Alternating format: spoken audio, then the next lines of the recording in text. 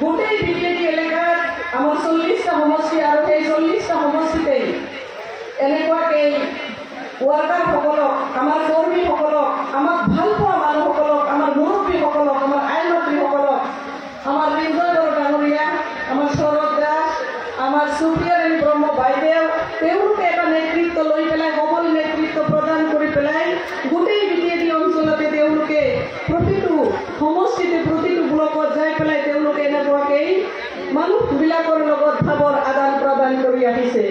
আজি আহি আমাৰ এই মথনগুৰি ব্লকতো তেওঁলোকে আহি পেলাই উপস্থিত হৈছেহি।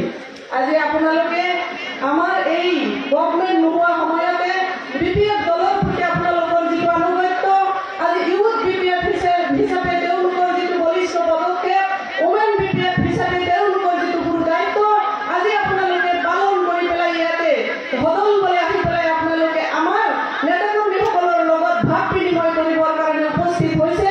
তাৰ কাৰণে আপোনালোকক মই মোৰ ফালৰ পৰা আৰু ব্লকৰ ফালৰ পৰা বিপিএফ দল হিচাপে আপোনালোকক আন্তৰিক ধন্যবাদ জ্ঞাপন কৰিছোঁ। আমি দল মজবুত, আমাৰ দলে সদল বলে আহি পেলাই আজি ইয়াতে উপস্থিত হৈছে।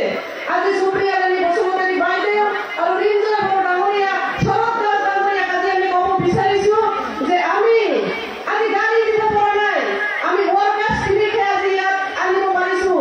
কিমান যে প্ৰাইমাৰীৰ পৰা আমাক গাড়ী বিচাৰি আছে, কিমানে যে আহিব কাৰণে তেওঁলোকে নিজাববীয়াকে গাড়ী ঘোঁৰা লৈ আহি পেলাই আমাৰ এই মিটিঙত উপস্থিত হৈছে। সঁচাকে শলাগ ল'বলগীয়া। আজি আমি বিপিএফ